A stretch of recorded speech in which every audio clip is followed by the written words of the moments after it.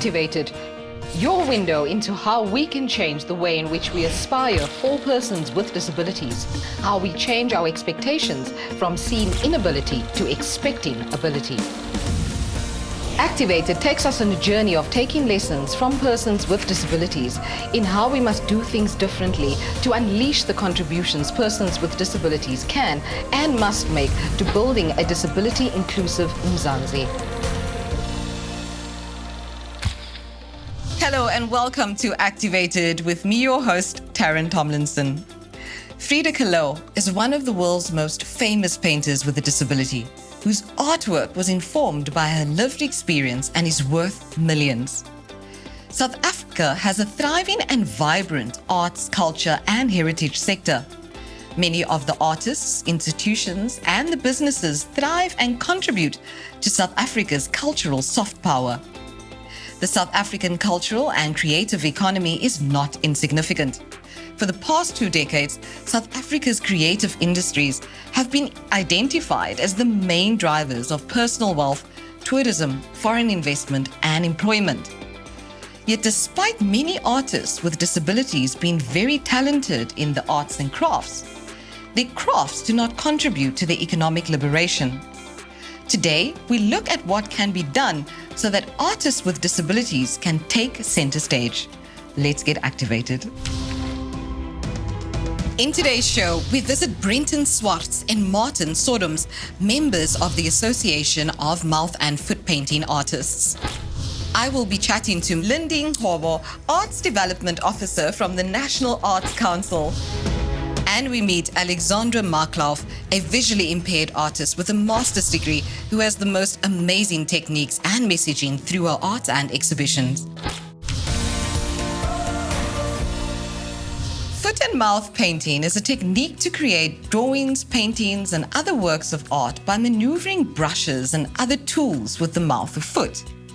The technique is mostly used by artists who, through illness, accident, or congenital disability, have no use of their hands. The Association of Mouth and Foot Painting Artists is a worldwide organization representing these artists. Let's meet Brenton Swartz and Martin Sodoms. After losing the use of his limbs 14 years ago, Brenton Swartz could have given up on life. He was shot, leaving him paralyzed from the neck down. But the quadriplegic who studied architecture at the Cape Peninsula University of Technology refused to let life let him down. Martin had a diving accident in 1996, which broke his neck at C5 and C6 vertebral level, leaving him a tetraplegic. A teacher of painting introduced him to art 9 months after his rehabilitation, and during his stay in hospital, she helped him learn how to paint by mouth. Vir rolstoelmense in Atlantis is daar baie min opportunities om iets te bekom in die lewe, en dis hoekom ek geopt het om by in die Kaap in te bly en te kyk wat ek met my loopbaan kan maak hier in die Kaap. Ek het nog altyd liefde vir kuns gehad, omdat van jongs af was ek baie lief vir teken. Ek het altyd geteken. Na my ongeluk wat ek maar blootgestel was aan mondskilde, sal ek maar sê, ja. As kind het ek gelyk om penselsketses te maak. Ek het nooit regtig gedink aan om te paint nie. As maar toe ek ander mense sien wat met die mond paint, wat ek maar probeer het om dat te doen intussen tyd, sodat ek ten minste iets het om te doen.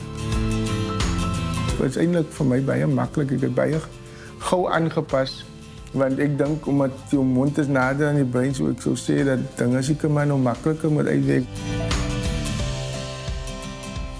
Is amper soos 'n mens weer begin leer skryf, om in die mond te skilder. Soos 'n mens op A skryf, jy leer eers hoe om sirkeltjies te teken en driehoeke en vierkante, en dis hoe ek basies geleer het om te skilder met die mond.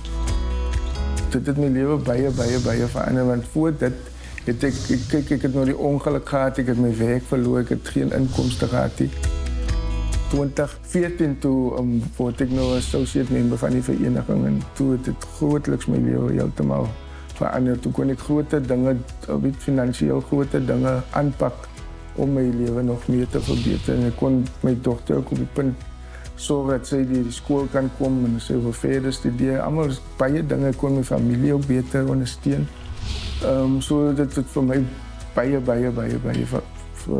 beteken en baie dinge in my lewe verander. Ons make bestaan huidiglik met die hulp van die Mond- en Voedselskildervereniging. Hulle is 'n baie goeie organisasie wêreldwyd en as dit nie was vir hulle nie, sou dit baie moeilik wees, dink ek, om in kuns in te kom.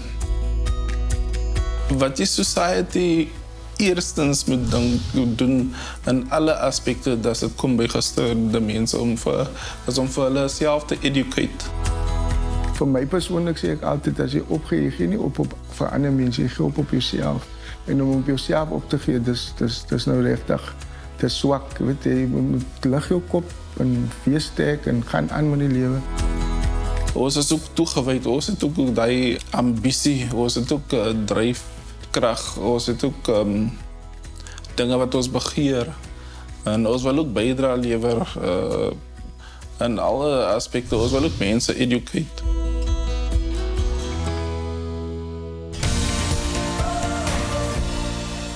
Ek word weggeslaan deur Brenton en Martin se asemrowende talent. Dit lyk ontsettend moeilik.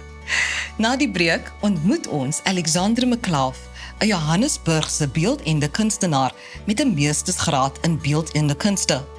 Alexandra uses her art to break down barriers between her world and the world of the scene. Don't go anywhere.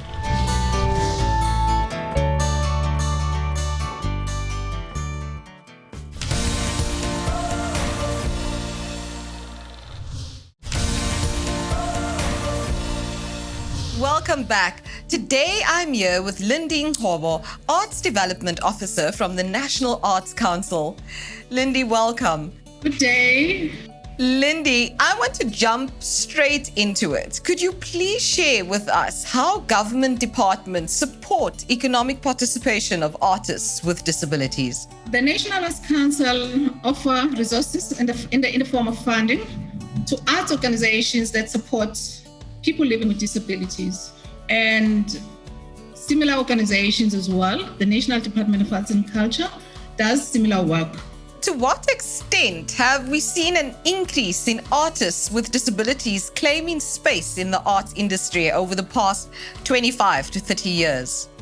To be honest, that's an area where we find difficulty in reaching out to the disabled artists, and we've tried to think, why is it difficult that we can't reach out to them?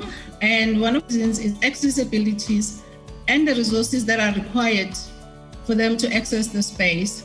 So oftentimes that organizations that we give money to, they struggle to actually reach out to the artists living with disabilities. So you would say that the resources are there, but you find that artists with disabilities are not coming forward in order to claim those resources. The resources are there. We even prioritize to say we'll give more or give substantial amounts to artists with disabilities, but we struggle to actually find them putting forward proposals to us.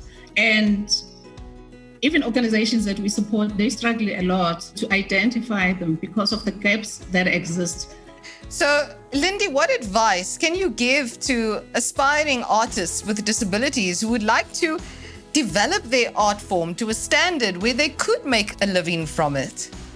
The advice that I can give is that within their communities, they do need to identify an arts organization. It doesn't have to be an organization that deals with people living with disability. It could be any arts organization. It could be an arts center, because if they approach them, then they are able to meet and have that kind of a network. And in turn, those organizations are able to actually put up programs for the people living with disability, and then be able to actually access resources on their behalf at the agencies and the national department. And then from the side of the National Arts Council, is there any motivational words or words of advice that you'd like to leave our viewers who are aspiring artists, but maybe feel that, they simply don't have that platform to shine, or they're afraid of stepping up? There's no ways about it. The only way is that there must be, when we call for opportunities, when we call for proposal, people should apply. We encourage them to apply and take up that opportunity, because in that we're able to identify them to say there is a need in the particular community. So without them applying, it often becomes difficult for us to find out who they are and where they are based. So they have to make that initiative on responding. And also we can give assurance that once we've received application, it doesn't matter, even if they don't necessarily meet all our requirements, we're able to reach out to them and assist them in ensuring that they're able to tap into this type of funding that we're offering. Nindi, thank you so much for coming to share and enlightening us about the opportunities that are available out there. And we applaud the National Arts Council for all of the great work that you're doing. Thank you for having me. Alexandra McLeod is an extraordinary artist of the line, translating invisible forms into precise presence. A visual artist who became partially blind at age 14, she hones her creative abilities nonetheless. Let's meet her. Born in 1987 and completed a BA Fine Art at Wits University in 2009. Her work is a layering and juxtaposition of various stories and information. She tried to capture the importance of the stories she is reading and give them a place in the images she has been creating. I'm an artist. I'm a psychology student. I was born with a condition called ectodermal dysplasia, and that manifests in several different ways. I became blind in my right eye when I was 14, and in my left eye I have about 4% vision at the moment, although it does fluctuate. My latest work has been about discovering what it means to be an artist without vision or very limited vision, and just trying to answer the question for myself, can I still be an artist without vision? The answer is, of course, yes, because I can still make art. And although I can't, I don't have that same feedback of looking at something and manipulating it in that way, but cooking, making art, dancing, anything to do with creativity makes me tick. Various things can be done to support artists with disabilities, and a lot of it is the same things that can be done for any artist. That's having a place to work, giving people the financial backing and support, just making space, not fetishizing their disability, but just assisting them as they would other artists to make their work. Learning, how to relate to the environment in such a different way has been very difficult. It has been made a lot easier, and I'm a lot more anxious now that I have a guide dog.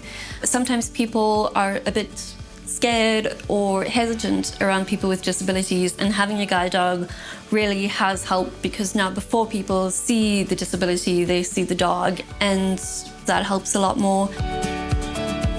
At the moment, I am very much focused on my part-time psychology degree. Throughout that, I keep working, and I hope to have an exhibition at some point.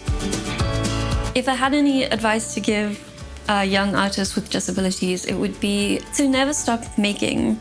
Even if society or people around you say you can't do something or that you're not doing it properly, only you know what you can do, and you can find a way around any difficulties you have and your disability to make your art.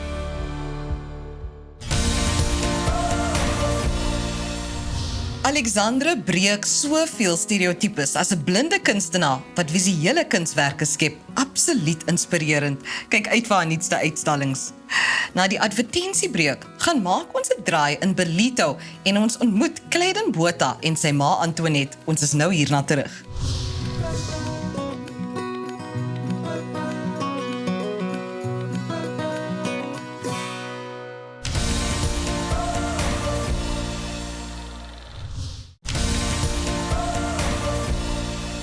Welcome back. The visual arts, such as painting, drawing, music, and computer graphics, can give students a non-verbal way to express themselves and interact with other people. Combining the arts with technology can create new and exciting ways to keep students motivated and engaged in the learning process and the world around them. Imagine a world where you are unable to communicate, a world where you are trapped inside your body, a world where you have so much to contribute but cannot seem to find the right way to get it out there, a world where you want to work but maybe have trouble finding a meaningful job. This may seem extreme, but for some people, it is a reality. Art can open a whole new world for someone. It provides an outlet for one to communicate feelings. It is an opportunity to take a picture or an idea in your head and make it into something tangible. With art, the possibilities are endless. The problem: people with severe physical disabilities often feel that the essence of who they are is trapped inside their bodies.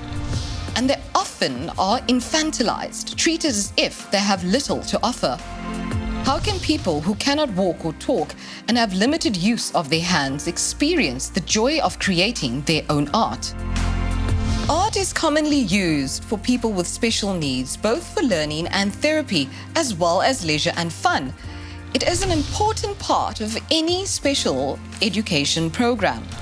People with special needs may need special art supplies to help them participate in art activities more easily and comfortably. However, most of these special education art supplies can be found at any craft store. Art enables us to find ourselves and lose ourselves at the same time. Ek glo vas dat kuns 'n belangrike deel van die nasionale skoolkurrikulum is. Daar is getoon dat kuns wiskundige vaardighede en taalvaardighede verbeter en maak studies makliker vir leerders. Clayden is 'n fantastiese kunstenaar wat ook autisties is. Sy ma Antoinette het hom gehelp om 'n klein onderneming te begin waar hy sy ontwerpe op verskillende produkte druk.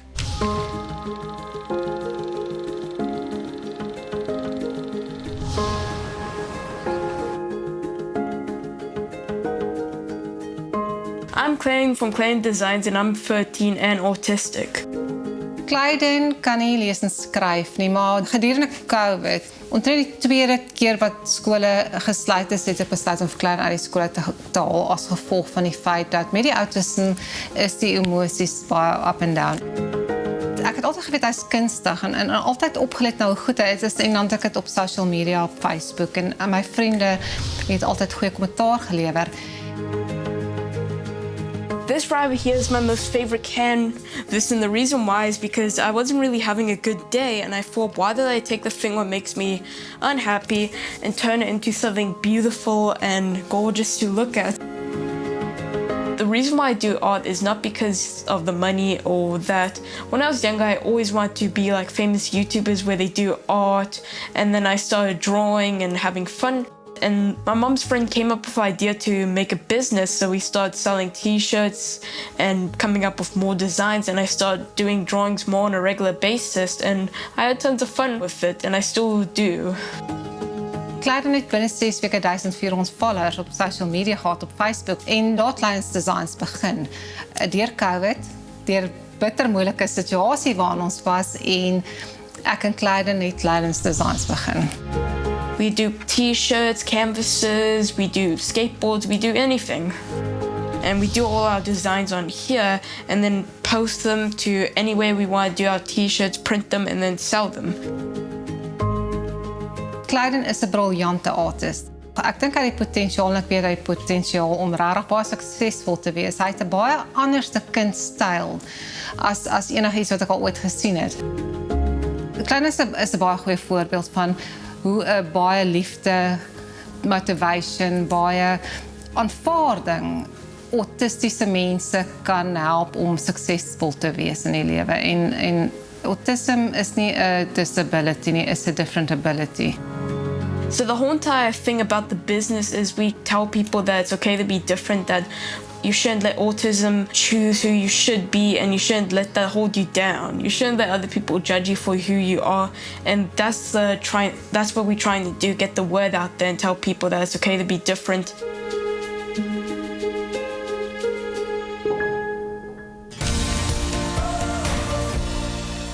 Ons sluit ons program af met Jonella Mnyana, 'n blinde pianis en sanger wat in Mamelodi, Pretoria groot geword het. Hy het 'n verskeidenheid van musiekliefdes van Afrika en westerse koorstyl, kwaito en R&B. Bly veilig tot volgende week, selfde plek, selfde tyd, slegs hier op SABC2. You belong.